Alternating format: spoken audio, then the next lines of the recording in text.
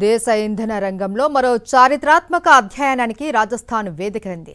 భారత్లోని తొలి green field integrated refinery come petrochemical complex గా గుర్తింపు పొందిన పచ్ పద్రా రిఫైనరీని ప్రధాని నరేంద్ర మోదీ జాతికి అంకితం చేశారు. ఈ మెగా ప్రాజెక్టు దేశ పారిశ్రామిక అభివృద్ధికి కొత్త ఊపునివ్వడంతో పాటు ఇంధన భద్రతను మరింత బలోపేతం చేయనుంది.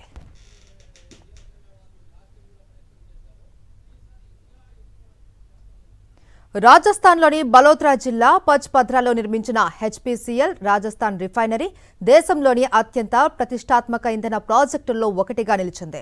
Hindustan petroleum corporation limited, Rajasthan ప్రభుత్వం సంయుక్తంగా చేపట్టిన ఈ ప్రాజెక్టు సుమారు 79,450 కోట్ల రూపాయల వ్యయంతో నిర్మితమైంది. సంవత్సరానికి 9 మిలియన్ మెట్రిక్ టన్నుల ముడి చమురును శుద్ధి చేసే సామర్థ్యంతో పాటు సుమారు 2.4 మిలియన్ మెట్రిక్ టన్నుల పెట్రోకెమికల్ ఉత్పత్తులను తయారు చేసే సామర్థ్యం ఈ సమీకృత కాంప్లెక్స్ కు ఉంది. Petrol, diesel, LPG, aviation turbine fuel, naphtha వంటి ఇంధన ఉత్పత్తులతో పాటు పాలీప్రొపైలిన్, పాలీఎథిలిన్ వంటి విలువ ఆధారిత పెట్రోకెమికల్ ఉత్పత్తులను కూడా ఇక్కడ తయారు చేయనున్నారు.